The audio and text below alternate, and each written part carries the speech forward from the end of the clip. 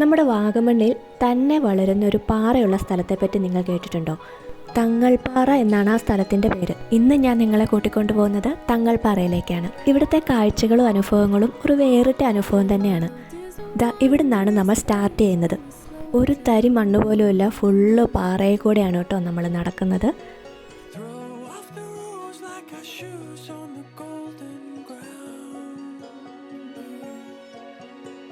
പാറയാണെങ്കിലും കയറിപ്പോകാൻ വലിയ പാടൊന്നുമില്ല കേട്ടോ. നമ്മൾ കുരിശുമല കയറിയതിന് ശേഷമാണ് തങ്ങൾപ്പാറയിലേക്ക് വരുന്നത്. അതിൻ്റേതായ ഒരു മടുപ്പ് ക്ഷീണമൊന്നും നമുക്കില്ലായിരുന്നു കേട്ടോ. നല്ലൊരു തണുത്ത കാറ്റ് എപ്പോഴും ഉണ്ട്. പിന്നെ മുകളിലേക്ക് കയറും തോറും നല്ല ഭംഗിയാണ് കേട്ടോ കാണാൻ. പ്രകൃതി ഭംഗി എന്നൊക്കെ പറഞ്ഞാൽ അവിടെ നിന്ന് നോക്കിയാൽ ഏത് സൈഡിലേക്ക് നോക്കിയാലും കണ്ണിന് കുളിർമ നൽകുന്ന കാഴ്ചകളാണ്. ഈ തങ്ങൾപ്പാറ എന്ന് പറയുന്നത് ഒരു മുസ്ലിം തീർത്ഥാടന കേന്ദ്രമാണ് കേട്ടോ. വിശ്വാസികൾക്ക് പ്രാർത്ഥിക്കാനായിട്ട് മുകളിലൊരു സ്ഥലമൊക്കെ ഉണ്ട്. ഇങ്ങനത്തെ പാറയിൽ കൂടെ തന്നെ നമുക്ക് കയറിപ്പോകണം കേട്ടോ. വലിയ പാടൊന്നുമില്ല കയറാൻ, ചെറിയ പിള്ളേർക്ക് വരെ കയറി പോകാം. എന്നാലും കുറേ ദൂരം നടക്കാനുണ്ട്. എന്നാലും മഴക്കാലമൊക്കെ ആകുമ്പം പായലൊക്കെ വെച്ച് തെന്നി പോകാനൊക്കെ സാധ്യതയുണ്ട് കേട്ടോ. നല്ല ഹൈറ്റുള്ള സ്ഥലങ്ങളൊക്കെയാണ്. സൂക്ഷിക്കുക എന്നുള്ളത് നമ്മുടെ മാത്രം ഉത്തരവാദിത്വമാണ് കേട്ടോ. ഇവിടെ നിന്ന് നോക്കുമ്പം താഴെ ഒരു തടാകമൊക്കെ കാണാം.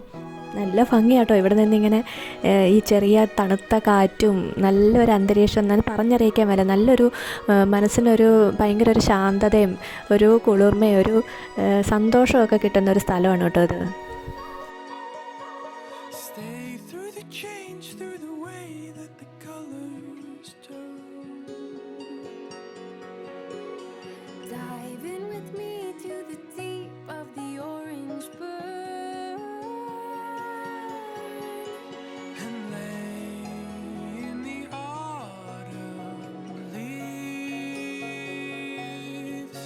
വാഗമൺ ടൗണിൽ നിന്ന് ഏകദേശം 5 കിലോമീറ്റർ മാത്രം ദൂരമേ ഉള്ളൂ തങ്ങൾപ്പാറയിലേക്ക്. അപ്പോൾ വാഗമൺ സന്ദർശിക്കാൻ പോകുന്നവർ ഒരിക്കലും മിസ്സാക്കാൻ പാടില്ലാത്ത ഒരു സ്ഥലമാണ് കേട്ടോ ഈ സ്ഥലം.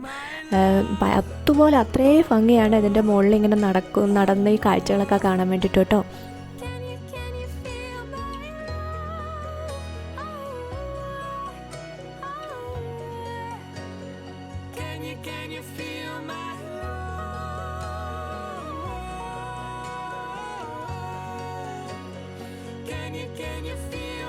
വിശ്വാസികൾക്ക് പ്രാർത്ഥിക്കാനായിട്ടൊരു സ്ഥലമുണ്ടെന്ന് ഞാൻ പറഞ്ഞില്ലേ, അത് ഈ വലിയ പാറ കടന്ന് അപ്പുറത്ത് ചെല്ലണം കേട്ടോ. ഞങ്ങൾ സമയം പോയതുകൊണ്ടും പിന്നെ ശകലം ക്ഷീണിച്ചതുകൊണ്ടും ഞങ്ങൾ അവിടെ വെച്ച് സ്റ്റോപ്പ് ചെയ്തു. ഞങ്ങൾ പിന്നെ തിരിച്ചു പോവുകയാണ് ചെയ്തത്. ഇച്ചിരി നല്ല വലിയ പാറയാണ് കേട്ടോ. അത് കുത്തനെ 4 കാലിലൊക്കെ കയറേണ്ടി വരും. അതുപോലെയാണ് ഇരിക്കുന്നത്. മഴക്കാലത്ത് പായലൊക്കെ വന്നു കഴിഞ്ഞാൽ അവിടെ കയറുന്നത് എങ്ങനെയാണെന്ന് എനിക്കറിയില്ല കേട്ടോ. ഉച്ച സമയമാണ്, നല്ല വെയിലുണ്ട്, പക്ഷേ നല്ല തണുത്ത കാറ്റുണ്ട്. നോക്കിയ മലകളിലൊക്കെ മൂടൽമഞ്ഞ് മൂടി കിടക്കുകയാണ്. വെയിലും ഉണ്ട് കേട്ടോ.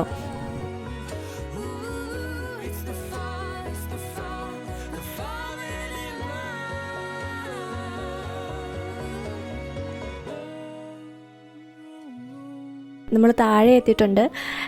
ആ കാണുന്നത് ശുചിമുറികളാണ് കേട്ടോ. സ്ത്രീകൾക്കും പുരുഷന്മാർക്കും വേറെ വേറെ ഉണ്ട്. താഴെ ഇറങ്ങി വന്നിട്ടും കാഴ്ചകൾ അവസാനിക്കുന്നില്ല കേട്ടോ. തേയിലത്തോട്ടങ്ങളും മഞ്ഞ് മൂടി കിടക്കുന്ന മലകളും താഴ്വരകളും. സത്യം പറഞ്ഞാൽ ഇവിടുന്ന് പോകാനേ തോന്നിയല്ലോ കേട്ടോ. അവിടുന്ന് ഞങ്ങൾ നേരെ പോകുന്നത് ഈ ഒരു സ്ഥലത്തേക്കാണ്. ഇവിടെ ബോട്ടിംഗ് ഒക്കെ ഉണ്ട് കേട്ടോ. സൈഡിലെല്ലാം നല്ല മൊട്ടക്കുന്നുകളിൽ തേയിലത്തോട്ടങ്ങളും ഒക്കെയാണ്. കാണാൻ നല്ല കാഴ്ചയാണ് കേട്ടോ എവിടെ പോയാലും. പിന്നെ ഞങ്ങൾ ബോട്ടേ കയറി. ഇതിൻ്റെ അറ്റത്ത് കുറേ ആമ്പൽപ്പൂക്കൾ കാണാമെന്നാട്ടോ പറഞ്ഞത്. അത് വയലറ്റ് പൂക്കൾ.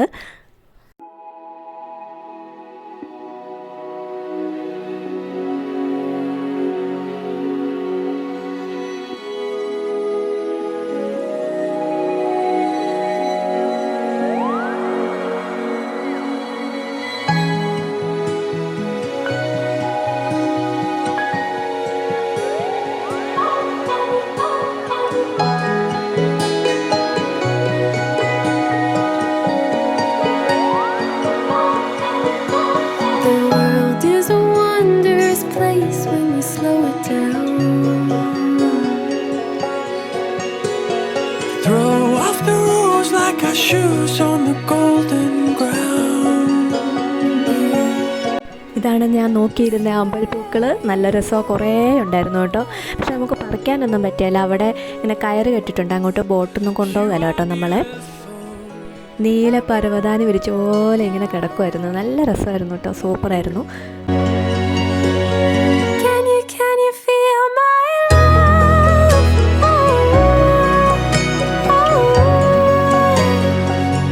Can you feel my love? Oh, oh, oh, oh. Can you feel my love?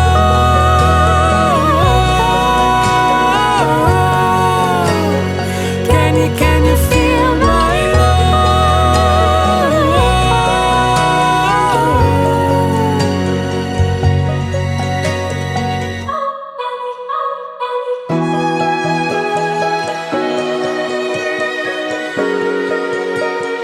ഇവിടെ എത്തുമ്പോൾ ഇതുപോലൊരു പാലം ഉണ്ട് കേട്ടോ. ഇവിടെ ഈ സ്ഥലത്തിൻ്റെ ഒരു ഭംഗി കൊണ്ടായിരിക്കും കേട്ടോ ആ പാലത്തിന് വല്ലാത്തൊരു സൗന്ദര്യം തോന്നും നമുക്ക് നോക്കുമ്പോൾ.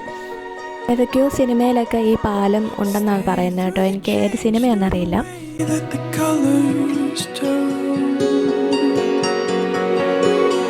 Dive in with me to the deep of the orange burn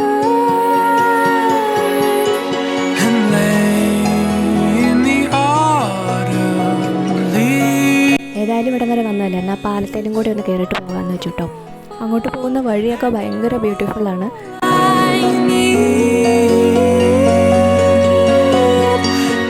Can you feel my love? Oh, oh, oh, oh. Can you feel my love? Oh, oh, oh. Can you feel my love? പിന്നെ ഇതിൻ്റെ തൊട്ടിപ്പുറത്ത് തന്നെ കുട്ടികൾക്ക് വേണ്ടിയിട്ടുള്ള ഒരു ചെറിയ park ഉണ്ട് കേട്ടോ.